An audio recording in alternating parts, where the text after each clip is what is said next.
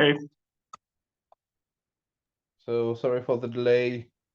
Had a bug, needed to fix it before we'll be able to push the complete release with some of the features that were already fixed, but not yeah, yet delivered. Yeah, yeah, no broke worries. a bit this thing.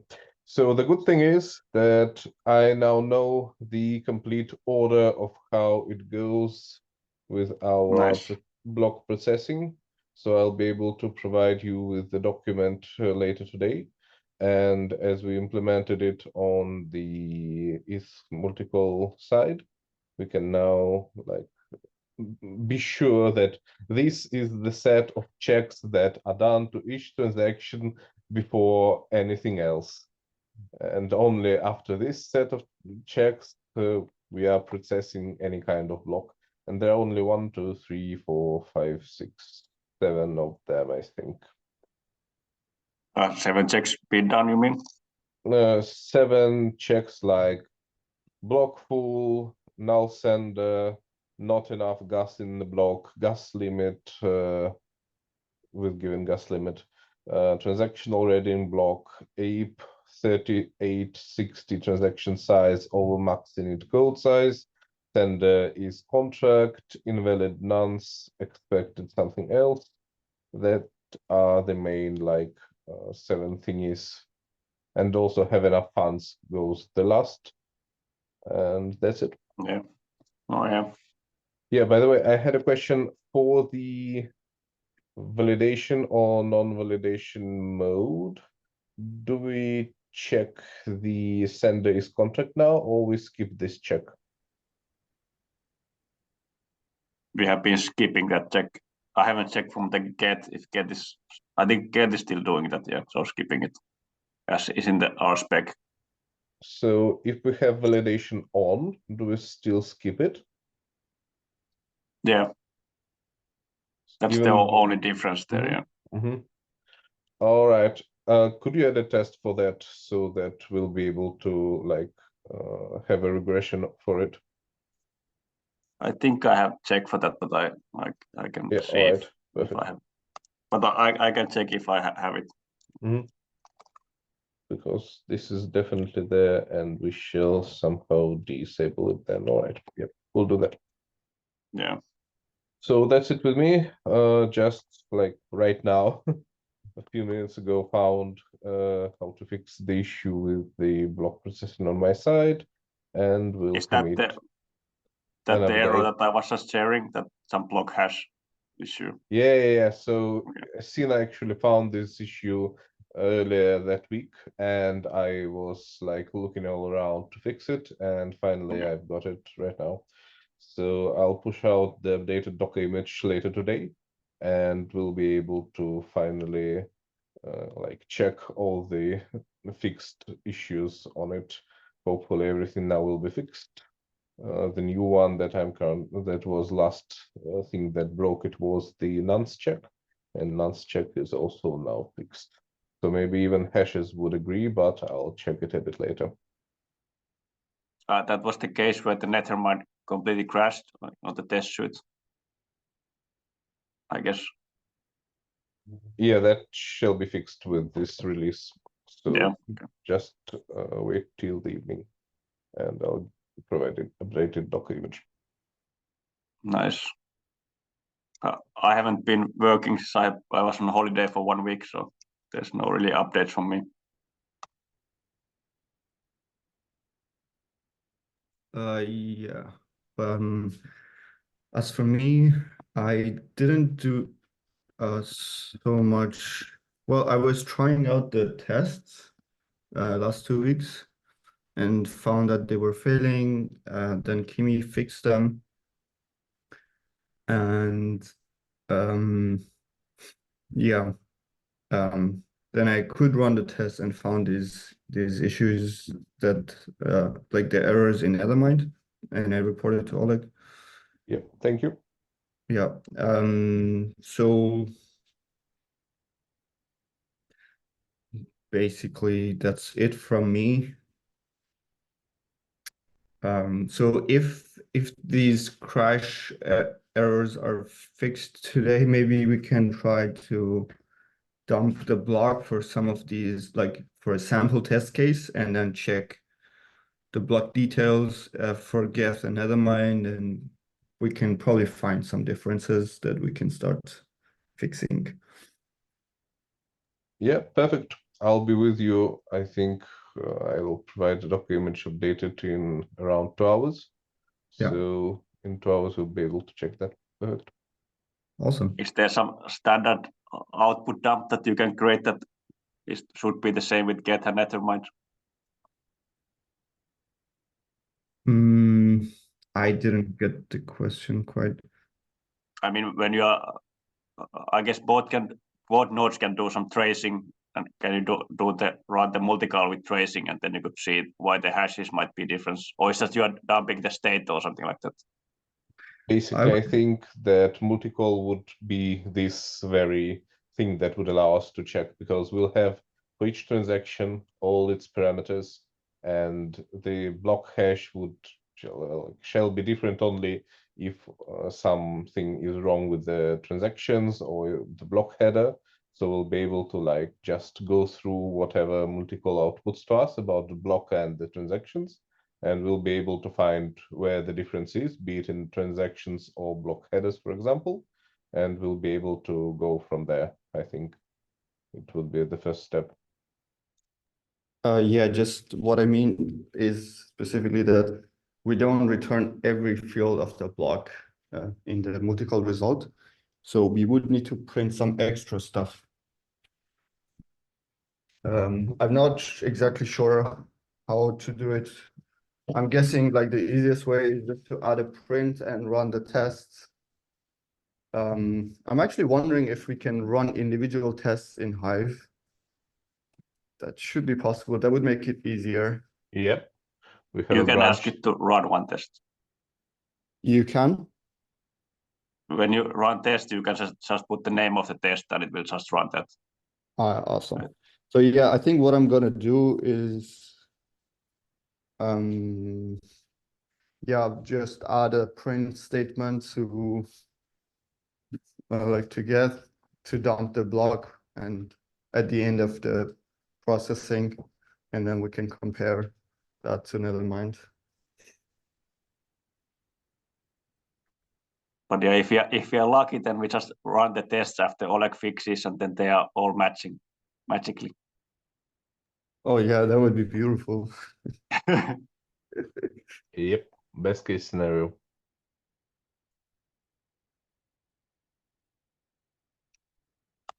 I had one question. We are in the specs at the moment. We are returning that the base fee for the block, base block fee. Is that something that we should remove from the spec, or do we want to return it?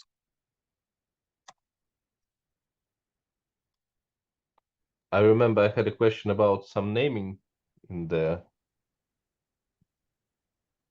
At the moment, the namings are matching the spec that is currently, but we are trying to change the namings, and I would then change the spec if the naming changes go through.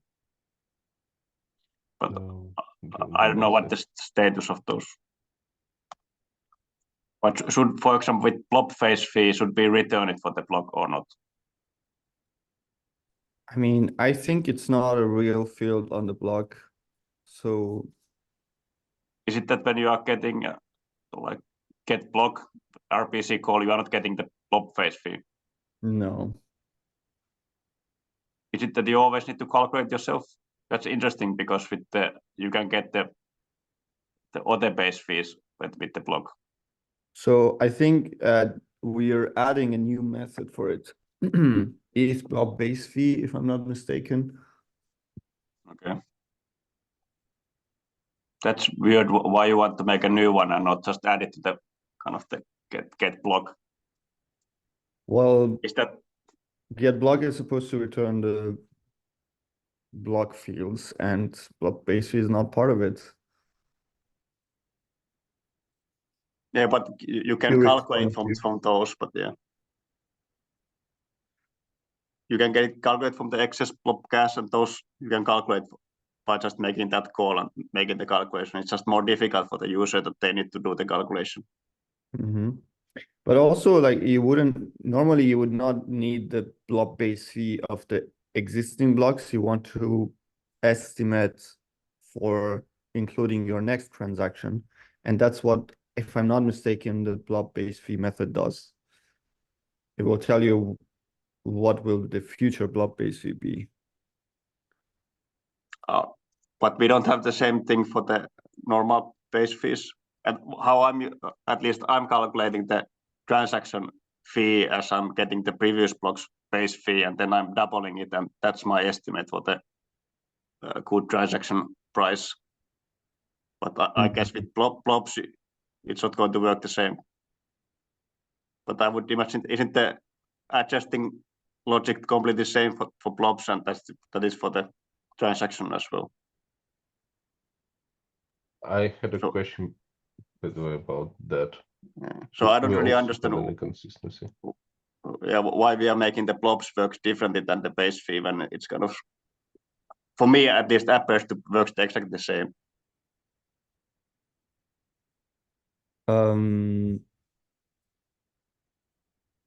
Wait, so okay, I'm trying to dig up the documents.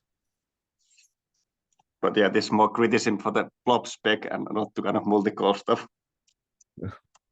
Yeah, just to jump on that while Sin is searching for the docs.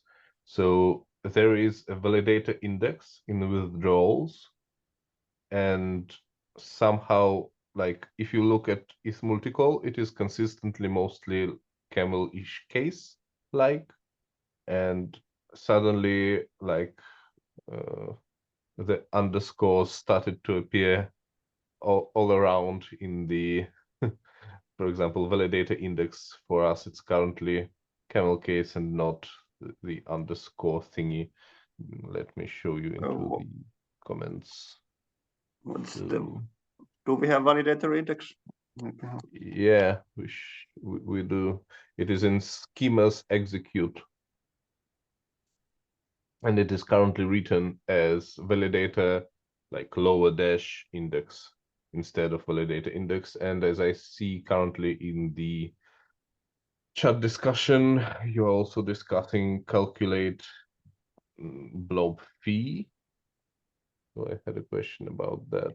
Do we like... Oh yeah, you're right about the validation index. I'm not sure where that comes from.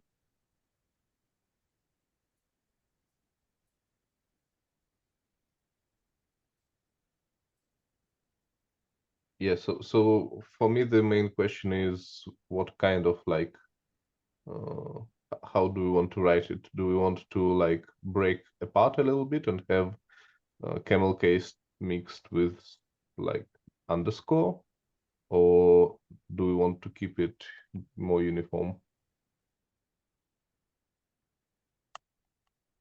I'm not sure where that validation underscore index comes from. I don't know if is it used somewhere else and I got it from there.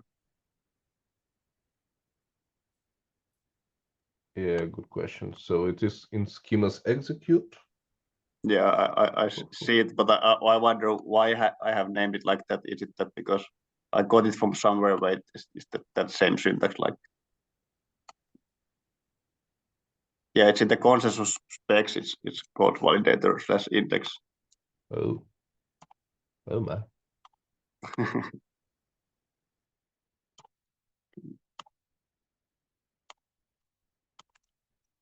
Like in these specs, it's validation underscore index.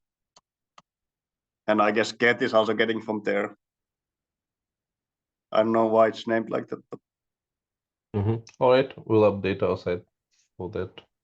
Do you know in that Nethermind, is it like that in other methods? Currently, it looks like it is without underscore. It's like camel case. So I wonder if there's some other method where you can get that. yeah, is there any method that would return you the withdrawals?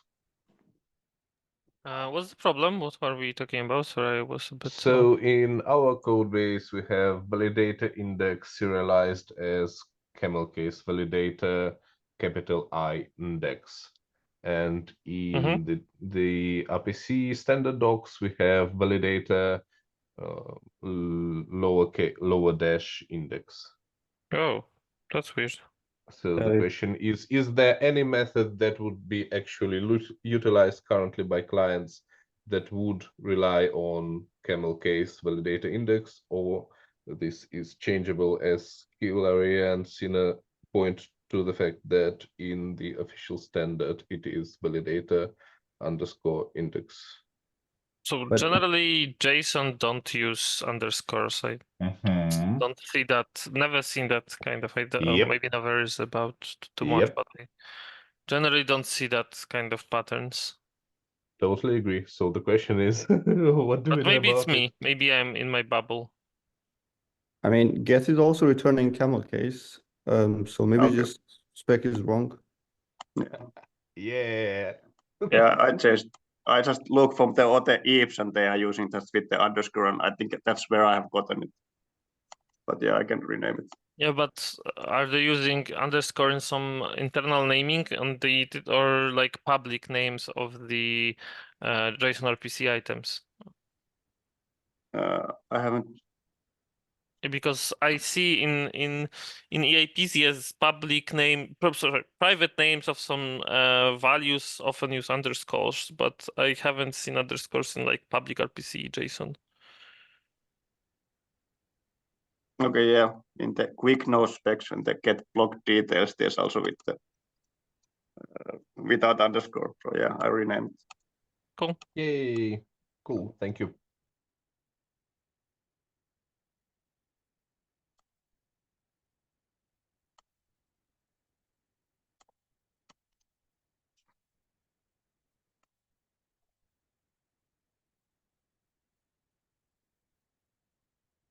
Did you find any other that kind of problems?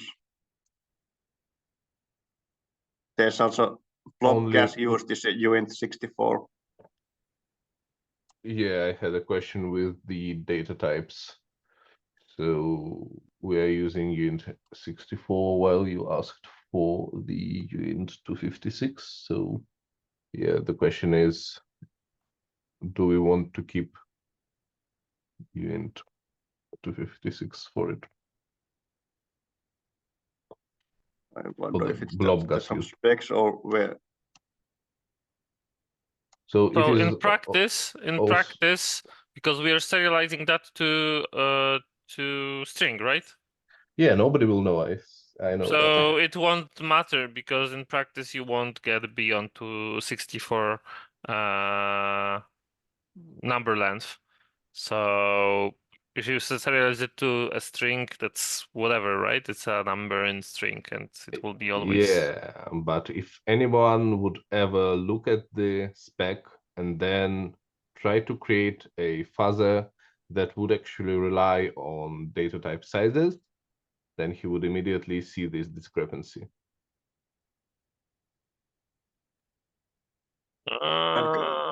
Will he be able to achieve that kind of values? With this multi-call, no problem. You just like put it in there. As you can like mock anything, you can put longer numbers wherever you want. In the gas used? Well, Yes. maybe not in the blob gas used, but you can like try to achieve this situation. No, because you will have to probably have too many data or too many, for blob, too big blobs, right? How Yeah. big the blob would have to be to exceed this? I don't know. Let me check Isn't the the limit on how much blob a single blob can use? So if you, and is that max 3 blobs that can be included at this one block? So if you make 3 huge blobs, then can they ever be that much? That's big. But it is the it's gas used just. Yeah, probably. Isn't there a limit on how big one blob can be? I think there is. Yeah, both on how big a blob can be and how many blobs you can include in Is in it that one 3? blob. I guess 6. Oh, it was 6, okay. I had 3 is the one that is kind of being aimed at. Oh yeah. So yeah, I don't mind to rename it to 64 if that's better.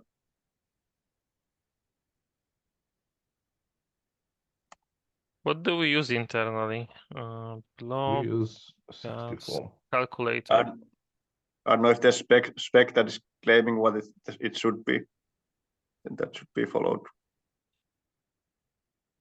Since I would imagine that you can make an Ethereum, you can fork Ethereum and then add more blobs, and then you could have this issue. Yeah. Ethereum will potentially increase the number of blobs, right? Yeah. Just thinking if it's reasonable, because if you would have to put 2 terabytes per block, for example, to x64, then it's not really reasonable to to do that, right? So R type is UN64.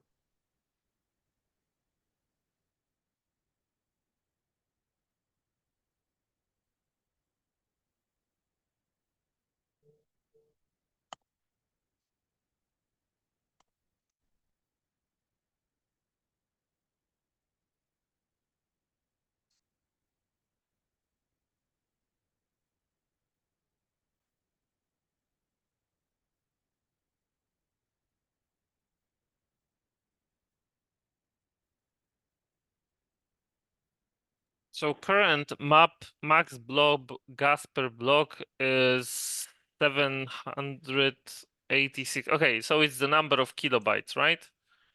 So in order to exceed its number of bytes. So I don't see people exceeding for to the power of 64 bytes. Yeah, no question with that. My And only for beef was with the APC standard.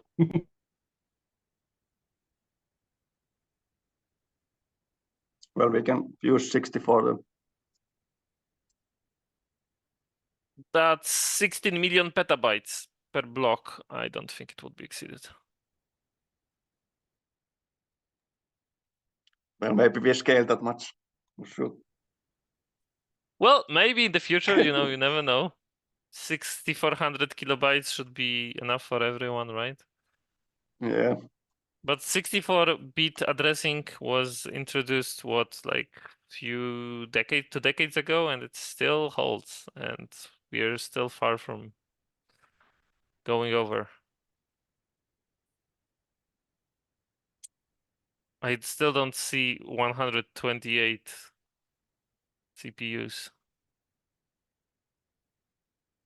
If you don't count SIMD, of course, but that's not 128-bit CPUs.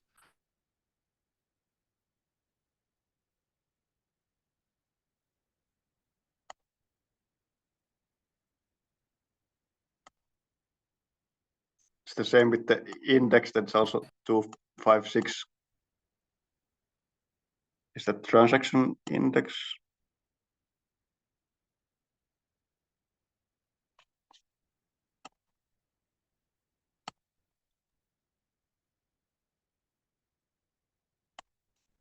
Yeah, so internally Blobgas we use 264.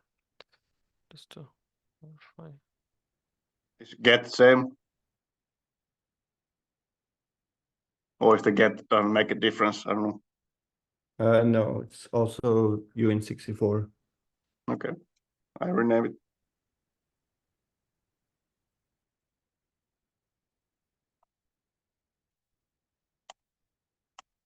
Okay, cool. Did we have anything else to discuss?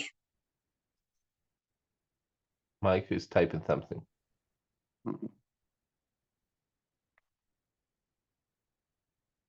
He's not.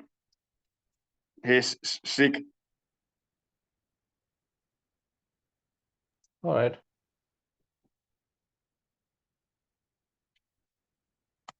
Okay, let's talk next week, and yeah, inform us when you are getting the new version up. Yep. Cool. Talk to you later. Yep. See you. Okay. Thank you, bye. Bye. Bye-bye. Bye.